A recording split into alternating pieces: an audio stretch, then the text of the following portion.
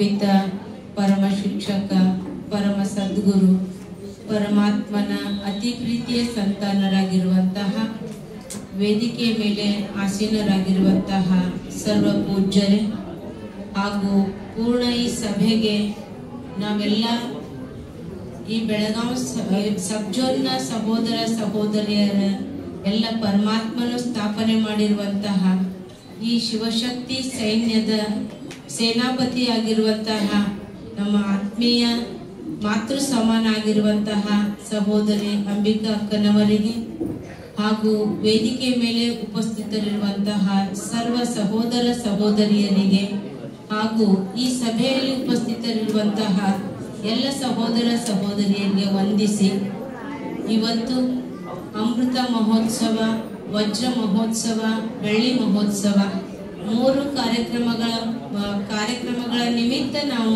ಒಟ್ಟಿಗೆ ಸೇರಿದ್ದೇವೆ. ಈ ಸಮಯದಲ್ಲಿ ಪರಮಾತ್ಮನು ಈ ಭೂಮಿಯ ಮೇಲೆ ಅವತರಿಸಿ ನಮಗೆ ತಿಳಿಸ್ತಾ ಇರುವಂತಹ ಸಂದೇಶವನ್ನ ನಾನು ತಮ್ಮ ಎದುರುಗಡೆ ಇಡುವುದಕ್ಕೆ ಬಹಳಷ್ಟು ಸಂತೋಷ ಆಗ್ತಾ ಇದೆ. ಪರಮಾತ್ಮನು ಹೇಳಿದಂತೆ ಯಾವ ಸಮಯದಲ್ಲಿ ಅಧರ್ಮ ಹೆಚ್ಚಾಗ್ತದೋ ಸದ್ಧರ್ಮದ ಸ್ಥಾಪನೆ ಮಾಡುವುದಕ್ಕಾಗಿ, ಅಧರ್ಮವನ್ನ ನಾಶ ಮಾಡುವುದಕ್ಕಾಗಿ ಅವತರಿಸುತ್ತೇನೆ ಎಂಬ ಹೇಳಿಕೆಯಂತೆ ಪರಮಾತ್ಮನು ಈ ಭೂಮಿಯ ಮೇಲೆ ಅವತರಿಸಿ ನಾವೆಲ್ಲ ಮಕ್ಕಳಿಗೆ ಸತ್ಯ ಜ್ಞಾನವನ್ನು ಕೊಡ್ತಾ ಇದ್ದಾರೆ.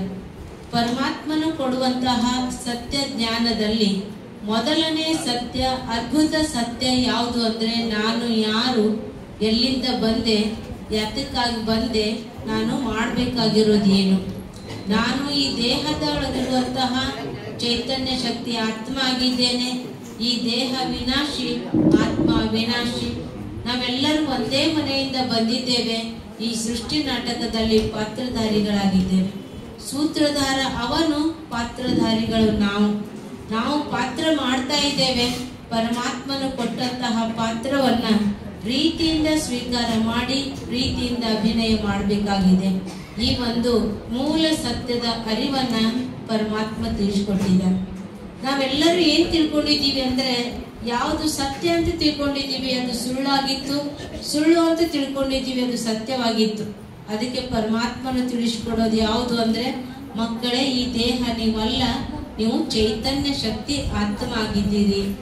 ಎರಡನೇ ಸತ್ಯ ಪರಮಾತ್ಮ ತಿಳಿಸ್ಕೊಡೋದೇನು ಅಂದ್ರೆ, ಪರಮಾತ್ಮ ಯಾರು, ಪರಮಾತ್ಮನು ಜಗತ್ತಿಗೆ ಒಬ್ಬಾತನೇ ಇದ್ದಾರೆ. ಆ ಒಬ್ಬ ತಂದೆಯನ್ನ ಹಿಂದೂಗಳು ಜ್ಯೋತಿರ್ಲಿಂಗಂ ಶಿವ ಅಂತ ಕರೆದಿವಿ, ಕ್ರಿಶ್ಚಿಯನ್ರು God is one, God is light ಅಂತ ಕರೆದ್ರು. ಇಸ್ಲಾಂ ಧರ್ಮದಲ್ಲಿ ಅಲ್ಲಾ ನೂರ್, ಅಲ್ಲಾ ಏಕ್, ಮಹಿಮಾ ಅನೇಕ್, ಸಬ್ಕಾ ಮಾಲಿಕ್ ಏಕ್ ಅಂತ ಹೇಳಿದ್ರು.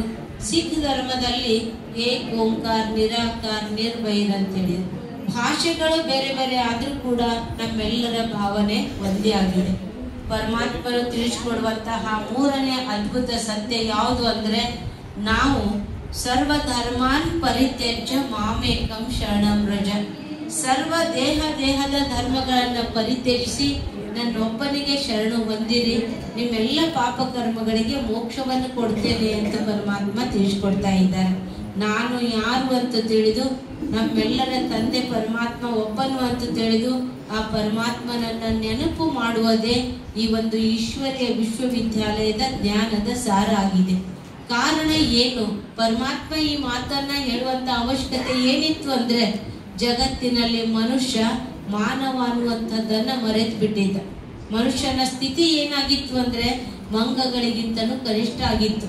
2 ಮಂಗಗಳು ಮಾತಾಡ್ತಾ ಇದ್ವು ಅಂತೆ.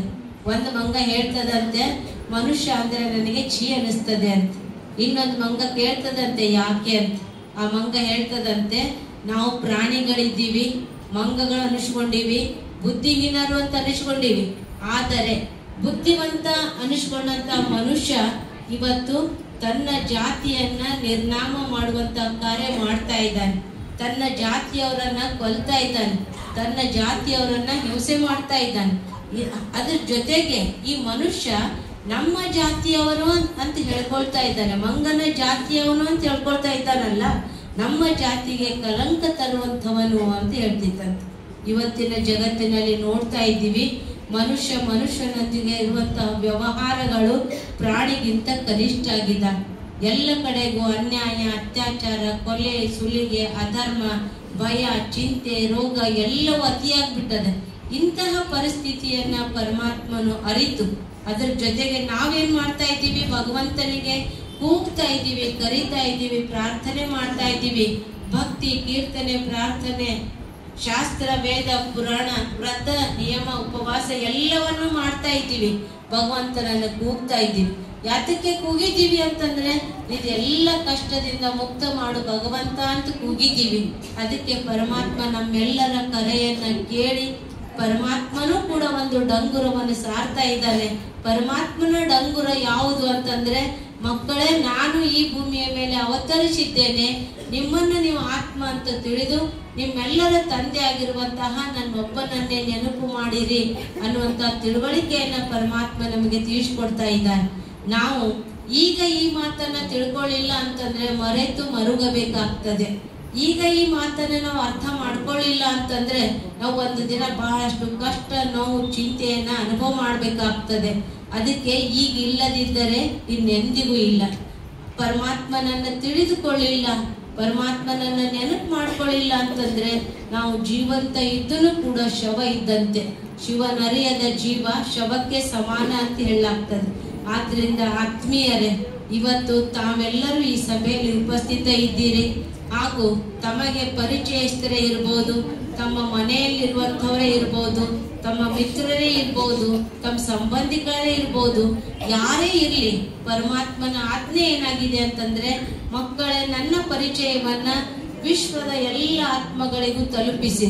ಮೂಲೆ ಮೂಲೆಯಲ್ಲಿರುವಂತಹ, ಹಳ್ಳಿಯಲ್ಲಿರುವಂತಹ, ಗಲ್ಲಿಯಲ್ಲಿರುವಂತಹ ಎಲ್ಲರಿಗೂ ನನ್ನ ಪರಿಚಯವನ್ನು ಕೊಡಿರಿ. ಒಂದು ದಿನ ಪರಮಾತ್ಮನ ಪರಿಚಯವೇ ನನಗೆ ಇಲ್ಲ ಅಂತ ಯಾರು ನಿಮ್ಮ ಮೇಲೆ ಅಪವಾದ ಕೊಡಬಾರ್ದು ಅಂತ ಪರಮಾತ್ಮ ತಿಳಿಸಿದ್ದಾರೆ. ಆದ್ದರಿಂದ ಆತ್ಮೀಯರೇ, ಪರಮಾತ್ಮನ ಸತ್ಯ ಪರಿಚಯವನ್ನು ತಿಳಿದು, ಪರಮಾತ್ಮನ ಸತ್ಯ ಸಂದೇಶವನ್ನು ತಿಳಿದು ತಾವು ಪರಮಾತ್ಮನನ್ನ ನೆನಪು ಮಾಡಿರಿ. ಅನೇಕ ಆತ್ಮಗಳಿಗೂ ಪರಮಾತ್ಮನನ್ನ ನೆನಪು ಮಾಡುವಂತ ವಿಧಿಯನ್ನ ತಿಳಿಸಿಕೊಡಿರಿ. ಆ ಉದ್ದೇಶದಿಂದ ಈಶ್ವರೀಯ ವಿಶ್ವವಿದ್ಯಾಲಯದಲ್ಲಿ 24x7 ಅಂತ ಹೇಳಲಾಗ್ತದೆ. ಯಾವ ರೀತಿ ದೇಹದ ಆರೋಗ್ಯ ಕೆಟ್ಟಾಗ ಆ ದೇಹದ ಆರೋಗ್ಯಕ್ಕಾಗಿ ಸಲಹೆ ಸಾಧನಗಳು ಬೇಕು ಅಂತಂದ್ರೆ, ಉಪಚಾರಗಳು ಬೇಕು ಅಂತಂದ್ರೆ 24x7 ಹೇಗಿರ್ತದೋ ಹಾಗೆ ಈಶ್ವರೀಯ ವಿಶ್ವವಿದ್ಯಾಲಯದಲ್ಲಿನೂ ಕೂಡ ಈಶ್ವರನು ಕೂಡ ಸರ್ವ ಆತ್ಮಗಳ ಮೂಲಕ ಸರ್ವ ಆತ್ಮಗಳಿಗೆ ಕಲ್ಯಾಣಕ್ಕೋಸ್ಕರ 24x7 ಸೇವೆಯನ್ನ ಇಟ್ಟಿದ್ದಾರೆ. ಆದ್ರಿಂದ ಈ ಸೇವೆಯನ್ನು ತಗೋಬೇಕು ಅಂತಂದ್ರೆ ಯಾವುದೇ ಜಾತಿ, ಮತ, ಪಂಥ ಭೇದಗಳಿಲ್ಲ. ಈ ಸೇವೆಯನ್ನು ತಗೊಳ್ಬೇಕು ಅಂತಂದ್ರೆ ಯಾವುದು ಬಂಧನಗಳಿಲ್ಲ, ಯಾವುದೇ ವಯಸ್ಸಿನ ಬಂಧನ ಇಲ್ಲ, ಶ್ರೀಮಂತ ಬಡವ ಇಲ್ಲ, ವಿದ್ಯಾವಂತ ಅವಿದ್ಯಾವಂತ ಅಲ್ಲ, ಯಾವುದೋ ಭೇದಗಳಿಲ್ಲದೆ ಎಲ್ಲರಿಗೂ ಈ ಸೇವೆಯನ್ನ ಕೊಡ್ಲಾಗ್ತದೆ. ಆದ್ರಿಂದ ಈ ಸೇವೆಯನ್ನು ಪಡೆದು ತಮ್ಮ ಜೀವನವನ್ನ ಸಾರ್ಥಕ ಮಾಡಿಕೊಡ್ರಿ. ಅದಕ್ಕೆ ಪರಮಾತ್ಮ ಹೇಳ್ತಾನೆ, ಪರಮಾತ್ಮನನ್ನ ನೆನಪು ಮಾಡೋದಕ್ಕೆ ಶರಣರು ಒಂದ್ ಮಾತು ಹೇಳಿದ್ರು, ಎತ್ತು ನಿಮ್ಮ ದಾನ, ಬಿತ್ತು ನಿಮ್ಮ ದಾನ, ಸುಳಿದು ಸೂಸುವ ಗಾಳಿ ನಿಮ್ಮ ದಾನ, ನಿಮ್ಮ ದಾನವನ್ನುಂಡು ನಿಮ್ಮನ್ನ ನೆನೆಯದ ಕುನ್ನಿಗಳ ನೆಪ್ಪೆ ರಾಮನಾಥ ಅಂತ ಹೇಳಿದ್ರು. ಎಲ್ಲವನ್ನು ಕೊಟ್ಟಂತಹ ಭಗವಂತನು ಕೊಟ್ಟಂತಹ ಭಗವಂತನಿಗೆ ನಾವು ನೆನಪು ಮಾಡಲಿಲ್ಲ ಅಂತಂದ್ರೆ ನಾವು ಕೃತಜ್ಞರಾಗ್ತೀವಿ. ಅದಕ್ಕೆ ಪರಮಾತ್ಮನು ನಮಗೆಲ್ಲವನ್ನು ಕೊಟ್ಟಾನೆ. ಇಡೀ ದಿನದಲ್ಲಿ 24 ಗಂಟೆಯಲ್ಲಿ ಒಂದು ಅರ್ಧ ಗಂಟೆ ಪರಮಾತ್ಮನನ್ನ ನೆನಪು ಮಾಡಿದಾಗ ಪುಣ್ಯದ ಗಳಿಕೆ ನಾವು ಮಾಡ್ಕೊಳ್ತೀವಿ. ವಿಶ್ವ ಕಲ್ಯಾಣಕ್ಕಾಗಿ ಶುಭ ಸಂಕಲ್ಪ ಮಾಡ್ತೀವಿ, ವಿಶ್ವ ಕಲ್ಯಾಣಾರ್ಥವಾಗಿ ಸೇವೆಯನ್ನು ಮಾಡ್ತೀವಿ. ಆವಾಗ ಸ್ವಪರಿವರ್ತನೆ ಹಾಗೂ ವಿಶ್ವ ಪರಿವರ್ತನೆ ಎರಡೂ ಆಗ್ತದೆ. ಅದಕ್ಕೆ ಪರಮಾತ್ಮನು ತಿಳಿಸಿಕೊಡುವಂತಹ ವಿಷಯ ಏನು ಅಂತಂದ್ರೆ, ಸ್ವಯಂ ಪರಿವರ್ತನೆ ಮಾಡಿಕೊಂಡು ವಿಶ್ವದ ಪರಿವರ್ತನೆಗಾಗಿ ನಾವೆಲ್ಲರೂ ನಮ್ಮ ಒಂದು ಬೆರಳಿನ ಸಹಯೋಗವನ್ನ ಕೊಡಬೇಕಾಗಿದೆ. ಸರ್ವರ ಸಹಯೋಗದಿಂದ ಸುಖಮಯ ಸಂಸಾರ ಅಂತ ಹೇಳಾಗ್ತದೆ. ನಾವೆಲ್ಲ ಆತ್ಮಗಳು ಒಬ್ಬ ತಂದೆಯ ಮಕ್ಕಳು ಅನ್ನೋದನ್ನು ತಿಳಿದುಕೊಂಡು ಈ ವಿಶ್ವ ಪರಿವರ್ತನೆಯ ಮಹಾನ್ ಕೈಂಕರ್ಯದಲ್ಲಿ ನಮ್ಮೆಲ್ಲರ ಒಂದು ಬೆರಳಿನ ಸಹಯೋಗವನ್ನು ಕೊಡೋಣ. ಈ ಭೂಮಿಯನ್ನ ಸುಂದರ ಸಮಾಜವನ್ನಾಗಿ ನಿರ್ಮಾಣ ಮಾಡೋಣ. ಗಾಂಧೀಜಿಯವರು ಬಯಸಿರುವಂತಹ ರಾಮ ರಾಜ್ಯದ ಸ್ಥಾಪನೆ ಮಾಡೋಣ. ಬಸವಣ್ಣನವರು ಬಯಸಿರುವಂತಹ ಕಲ್ಯಾಣದ ರಾಜ್ಯವನ್ನು ಸ್ಥಾಪನೆ ಮಾಡುವುದಕ್ಕಾಗಿ ನಾವೆಲ್ಲರೂ ಒಂದಾಗೋಣ, ನಾವೆಲ್ಲರೂ ಒಂದಾಗಿರೋಣ, ಚಂದಾಗಿರೋಣ, ಪರಮಾತ್ಮನ ಪ್ರೀತಿಯ ಮಕ್ಕಳಾಗಿರೋಣ ಅಂತ ಹೇಳಿ ಈ ಒಂದು ಕಾರ್ಯಕ್ರಮದಲ್ಲಿ ಇನ್ನೊಂದು ವಿಚಾರ ನಾನು ಹಂಚಿಕೊಳ್ಬೇಕು ಅಂತ ಇಚ್ಛೆ ಪಡ್ತೇನೆ. ಇವತ್ತು ಅಂಬಿಕಾ ಅಕ್ಕನವರ 75ನೇ ವರ್ಷದ ಅಮೃತ ಮಹೋತ್ಸವ ಹಾಗೂ ಯಮುನಾ ಅಕ್ಕವರ 60ನೇ ವರ್ಷದ ಒಂದು ವಜ್ರ ಮಹೋತ್ಸವ. ಯಮುನಾ ಅಕ್ಕವರು ನಾವು ಒಟ್ಟಿಗೆ ಇರುವಂತಹ ಬಾಲ್ಯದ 2 ವಿಚಾರಗಳನ್ನು ಹಂಚಿಕೊಳ್ಬೇಕು ಅಂತ ನನಗೆ ಇಚ್ಛೆ ಆಗ್ತದೆ. ನಾನು ಹಾಗೂ ಯಮುನಾ ಅಕ್ಕವರು ಒಂದೇ ವಠಾರದಲ್ಲೇ ಬೆಳೆದಿದ್ದೀವಿ. ಆ ಸಮಯದಲ್ಲಿ ವಠಾರ ಅಂದ್ರೆ ಹೇಗಿತ್ತು ಅಂತಂದ್ರೆ ಮನೆಗಳು ಸಣ್ಣ ಸಣ್ಣದಿತ್ತು, ಮನಸ್ಸುಗಳು ದೊಡ್ಡ ದೊಡ್ಡದಿತ್ತು. ಒಂದೇ ವಠಾರ ಇದ್ರೂ ಕೂಡ ಒಂದು ಮನೆ ಅಂತೆ ನಮ್ಮ ಮನೆ ಇತ್ತು. ಅವ್ರೊಂದು ರೂಮಲ್ಲಿ ಇರ್ಬೋದು, ನಾವೊಂದು ರೂಮಲ್ಲಿ ಇರ್ಬೋದು. ಅವ್ರ ತಂದೆ ಅಣ್ಣ ಆಗಿದ್ರು, ನಮ್ಮ ತಾಯಿ ತಂಗಿ ಆಗಿದ್ರು. ಆ ರೂಪದ ಆ ಒಂದು ವಠಾರದಲ್ಲಿಯೇ ಸಂಬಂಧ ಹೇಗಿತ್ತು ಅಂದ್ರೆ ಸಮೀಪದ ಸಂಬಂಧ, ಆತ್ಮೀಯ ಸಂಬಂಧ, ಪ್ರೀತಿಯ ಸಂಬಂಧ ಅನ್ನುವಂಥದ್ದು ಆ ಸಮಯದಲ್ಲಿ ಇತ್ತು. ನಾವು ಆಟ ಆಡ್ಬೇಕಾದ್ರೆ ಅವಾಗ ಹೆಂಗಿತ್ತು ಅಂತಂದ್ರೆ, ಈಗ ಮಕ್ಕಳಿಗೆ ಕಂಪ್ಯೂಟರ್ ಮೊಬೈಲ್ ಎಲ್ಲ ಆಟಕ್ಕೆ ಬಂದಾವೆ. ನಮಗೆ ಬಳಚೂರು, ಹುಂಚಿಕಪ್ಪ ಹಾಗೂ ಬೀಜ, ಯಾವ್ದು ಸೀತಾಫಲ ಬೀಜ, ಆ ಬೀಜ ತಗೊಂಡು ಆಟ ಆಡ್ತಿದ್ದೀವಿ. ನಾವು ಆಟ ಎಂಥದ್ದು ಅಂತಂದ್ರೆ ಕಲ್ಲು ಜೋಡಿಸಿಟ್ಟು ಲಗೋರಿ ಆಡೋದು. ನಾವು ಆಟ ಆಡೋದು ಅಂತಂದ್ರೆ ಚಿಪ್ಪು ಬಿಳಿ ತಗೊಂಡು ಒಟಪ ಆಡೋದು. ಇಂಥ ಆಟ ಆಡ್ತಿದ್ದೀವಿ. ಆಮೇಲೆ ತೋಟಕ್ಕೆ ಹೋಗ್ತಿದ್ವಿ. ಗುಳ್ಳವನ್ ಕುಡಿಸೋದು, ಗುಳ್ಳವನ್ ಹಾಡ ಹಾಡೋದು, ಗುಳ್ಳವನ್ ಮಣ್ಣು ತರೋದು, ಈ ರೀತಿ. ಆಮೇಲೆ ಬೇರೆ ಬೇರೆ ಆಟ ಆಡ್ತಿದ್ದೀವಿ, ಹಾಡ ಹಾಡ್ತಿದ್ದೀವಿ. ಅಂದ್ರೆ ಆ ಸಮಯದಲ್ಲಿ ಗೌರವನ್ ಕುಡಿಸೋದಕ್ಕೆ ಹಾಡ ಹಾಡೋದು. ನಾವು ನೋಟ್ಬುಕ್ ಮಾಡ್ಕೊಂಡಿದ್ದೀವಿ ಇಬ್ರು ಕೂಡ. ಆ ನೋಟ್ಬುಕ್ ಒಳಗೆ ಹಾಡು ಬರ್ಕೊಳ್ಳೋದು, ನಮ್ಗೆ ಎಲ್ಲಂತಾರಲ್ಲಿ ಹಾಡ ಹಾಡೋದು. ಅಂದ್ರೆ ಅಷ್ಟೊಂದು ಪ್ರೀತಿ, ಸ್ನೇಹ. ಆಮೇಲೆ ನಮ್ ಸೂಟಿ ಹೆಂಗ್ ಕಳಿತಿದ್ದೀವಿ ಅಂತಂದ್ರೆ, ಈಗ ಮಜಾ ಮಾಡೋದು, ಟೂರ್ ಮಾಡೋದು, ಸಿನಿಮಾ ನೋಡೋದು ಅಂತ ಸೂಟಿ ಇರ್ಲಿಲ್ಲ. ಒಂದ್ ಸೂಟಿ ಬಂತು ಅಂತಂದ್ರೆ ಬ್ಯಾಗ್ ಹೊಲಿದ್ ಕಲ್ಕೊಳ್ಳೋದು, ಇನ್ನೊಂದ್ ಸೂಟಿ ಬಂತಂದ್ರೆ ಮುತ್ತಿನ ಅಡಿಕೆ ಹಾಕೋದ್ ಕಲ್ಕೊಳ್ಳೋದು, ಇನ್ನೊಂದ್ ಸೂಟಿ ಬಂತು ಅಂದ್ರೆ ಮತ್ತೊಂದು ಬೇರೆ ಬೇರೆ ಬೇರೆ ಬೇರೆ ಪ್ರತಿಯೊಂದು ಸೂಟಿಗೂ ಒಂದೊಂದು ಬೇರೆ ಬೇರೆ ಕಲಿಯುವಂಥದ್ದು.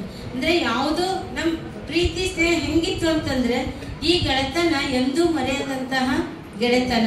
ಹಾಗೂ ಅವ್ರು ದೊಡ್ಡವರಾದ್ಮೇಲೆ ಅವ್ರ ಶಾಲೆಗೆ ನಮ್ಗಿಂತ 2 ವರ್ಷ ಅವ್ರ ಅಕ್ಕವ್ರು ದೊಡ್ಡವರು, ನಮ್ಮ ಅಕ್ಕನ ಕ್ಲಾಸ್ಮೇಟ್. ಅಂದ್ರೆ ಅವ್ರು ಶಾಲೆಯಲ್ಲಿ ದೊಡ್ಡವರು ಇದ್ರು ಕೂಡ ಮನೆಯಲ್ಲಿ ಏನಾಗಿದ್ದೀವಿ, ಇಬ್ರು ಫ್ರೆಂಡ್ ರೂಪದಲ್ಲಿ ಇದ್ದೀವಿ. ಆಮೇಲೆ ನಮಗೆ ಅವ್ರ ಅಕ್ಕ, ಅವ್ರಿಗೆ ತಂಗಿ, ನಮ್ಗೆ ಏನ್ ಬೇಕೋ ಅವ್ರು ಹೇಳಿಕೊಡೋದು. ಆಮೇಲೆ ಭಕ್ತಿ ಭಾವ ಹೆಂಗಿತ್ತು ಆ ಸಮಯದಲ್ಲಿ ಅಂತಂದ್ರೆ, ನಮ್ ತಾಯಿ ಸುಮಾರು ಪೂಜೆ ಮಾಡ್ತಿದ್ರು. ನನಗೆ ಓದೋದಕ್ಕೆ ಅವಾಗ ಇನ್ನೂ ಬರ್ತಿರ್ಲಿಲ್ಲ. ಅಕ್ಕವರು ಸಾಯಂಕಾಲ 5:30 ಗಂಟೆ ಆಯ್ತು ಅಂದ್ರೆ ಸ್ನಾನ ಮಾಡಿ ರೆಡಿಯಾಗಿ ಸುಮಾರು ಕಥೆ ಓದೋದು. ಅವ್ರಿಗೆ ಓದಕ್ ಬರೋದಿಲ್ಲ. ಓದೋರು ಯಾರು ಅಂದ್ರೆ ಯಾರಿಗೆ ಓದಕ್ ಬರ್ತದೋ ಅಷ್ಟು ಸಣ್ಣವ್ರು ಇದ್ರು ಸಹಿತ ಆ ಸಮಯದಲ್ಲಿ ಆ ಭಕ್ತಿ ಭಾವದಿಂದ ಆ ಸುಮಾರು ಕಥೆಯನ್ನು ಓದೋದು. ಈ ರೀತಿ ಭಕ್ತಿ ಭಾವದಿಂದ ಬೆಳೆದಿರುವಂತಹ ಮನೆತನ. ಅವ್ರ ಅಣ್ಣವರು ಇದ್ರು, ಪ್ರಹ್ಲಾದ್ ಅಣ್ಣವರು ಇದ್ರು. ಅವರು ಅವಾಗ ಹೆಂಗಂತಂದ್ರೆ ಮನೆಗಳು ಸಣ್ಣದಿತ್ತು, ಮೇಲ್ಮುತ್ತಿ ಮನೆ ಇರ್ತಿತ್ತು, ಮನೆ ಸೋರ್ತಿತ್ತು. ಮಳೆ ಬಂತು ಅಂತಂದ್ರೆ ಬಂತು ಚಂತಿ ವರ್ಷ ಹಬ್ಬ ಅಂತಿದ್ವಿ. ಅಂದ್ರೆ ಅವಾಗ ಮಳೆ ಬಂತಲ್ಲ, ಎಷ್ಟ್ ಕಷ್ಟ, ಎಂತ ಮನೆಯೊಳಗೆ ಅದೀವಿ, ಹಂಗ ಕಷ್ಟ ನೋವು ಅನುಭವ ಆಗ್ತಿರ್ಲಿಲ್ಲ. ಅದು ಎಷ್ಟು ಮಜಾದಿಂದ ಖುಷಿಯಿಂದ ಜಂತಿ ವರ್ಷ ಹಬ್ಬ ಬಂತು ಅಂತ ಖುಷಿಯಿಂದ ಇರ್ತಿದ್ದೀವಿ. ಹಂಗೆ ಪ್ರತಿಯೊಂದು ಹಬ್ಬದಲ್ಲಿ ಖುಷಿಯಿಂದ ಇದ್ದೀವಿ. ಆಮೇಲೆ ಧಾರ್ಮಿಕ ಆಚರಣೆ ಹೆಂಗಂದ್ರೆ, ದಾಸಗೋಡಿಗೆ ಹೋಗೋದು, ತಲೆ ಮೇಲೆ ಒಂದ್ ಬಿಂದಿಗೆ ತಗೊಂಡು ಬೇವಿನ ತಪ್ಪಲ ಇಟ್ಕೊಂಡು ಎಲ್ಲಾರು ನಮ್ಮನ್ನ ಕರ್ಕೊಂಡು ಹೋಗೋದು, ನೀರ್ ತುಂಬ್ಕೊಂಡು ಬರೋದು, ಎಲ್ಲಾ ದೇವ್ರಿಗೆ ಒಂದೊಂದ್ ಕಡೆ ನೀರು ಒಯ್ದು ಹಾಕೋದು. ಈ ರೀತಿ ಬೇರೆ ಬೇರೆ ರೂಪದಲ್ಲಿ, ಅಂದ್ರೆ ಅಷ್ಟು ಪ್ರೀತಿ ಖುಷಿ ಅನ್ನುವಂಥದ್ದು ಆ ಸಮಯದಲ್ಲಿ ಇತ್ತು. ಅಂದ್ರೆ ನಮಗೆ ಯಾಕಿಷ್ಟು ಖುಷಿ ಆಗ್ತದ ಅಂತಂದ್ರೆ, ಅಂತ ಸಮಯದಲ್ಲಿ ನಾವು ಬೆಳೆದೀವಿ ಅಂತಂದ್ರೆ ನಾವ್ ಎಷ್ಟು ಭಾಗ್ಯವಂತರು. ಅಂತ ಸಮಾಜದಲ್ಲಿ ಬೆಳೆದೀವಿ ಅಂದ್ರೆ ನಾವ್ ಎಷ್ಟು ಭಾಗ್ಯವಂತರು. ಇವತ್ತಿನ ಮಕ್ಕಳಿಗೆ ಹೊರಗಿನ ಮಣ್ಣಂತ ಗೊತ್ತಿಲ್ಲ, ಹೊರಗಿನ ಆಟ ಅಂತ ಗೊತ್ತಿಲ್ಲ, ಹೊರಗೆ ಹೆಂಗಿರ್ಬೇಕು ಅಂತ ಗೊತ್ತಿಲ್ಲ. ಆ ಮಕ್ಕಳು ಕೋಣೆಯೊಳಗೆ ಇರ್ತಾರೆ. ಅದಕ್ಕೆ ಕೋಣೆ ಕೂಸು ಕೊಳಿತು, ಕೋಣೆ ಕೂಸು ಬೆಳೀತು ಅಂತ. ನಾವು ಇವತ್ತು ಕೋಣೆ ಕೂಸು ಆಗಿಲ್ಲ, ನಾವೇನಿದ್ದೀವಿ, ಯಾರು ಕೋಣೆ ಕೂಸು ಆಗಿವಲ್ಲ, ನಾವೆಲ್ಲರೂ ಬೆಳೆದ್ ಬಿಟ್ಟಿವಿ. ಅದಕ್ಕೆ ಈ ಹಂತಕ್ಕೆ ಬರಬೇಕು ಅಂತಂದ್ರೆ, ಆ ಸಮಯದಲ್ಲಿ ನಮಗೆ ಕೊಟ್ಟಿರುವಂತಹ ನಮ್ಮ ಪರಿವಾರದವರು ನಮಗೆ ಒಂದು ಶಿಕ್ಷಣ ಕೊಟ್ಟಿರುವಂತಹ, ಪಾಲನೆ ಕೊಟ್ಟಿರುವಂತಹ ಒಂದು ಸಮಾಜ, ಹಿರಿಯರು, ಆ ಸಮಯದ ಸಂಸ್ಕೃತಿ, ಆ ಸಮಯದ ರೀತಿ ಪದ್ಧತಿ, ಆಟ ಆಚರಣೆಗಳು, ಅವೆಲ್ಲ ನಮ್ಮನ್ನ ಏನ್ ಮಾಡಿದಾವೆ, ಈ ಸ್ಥಾನಕ್ಕೆ ಬಂದು ನಿಲ್ಸಿದ್ದಾವೆ. ಅದಕ್ಕೆ ಆ ಸಮಯದಲ್ಲಿ ನಮಗೆಲ್ಲ ಪಾಲನೆ ಕೊಟ್ಟಿರುವಂತಹ, ಶಿಕ್ಷಣ ಕೊಟ್ಟಿರುವಂತಹ, ಮಾರ್ಗದರ್ಶನ ಕೊಟ್ಟಿರುವಂತಹ ಎಲ್ಲರಿಗೂ ಹೃದಯಪೂರ್ವಕವಾದಂತಹ ಧನ್ಯವಾದಗಳನ್ನು ಇವತ್ತಿನ ದಿನ ಅರ್ಪಿಸ್ತೀನಿ. ಓಂ ಶಾಂತಿ.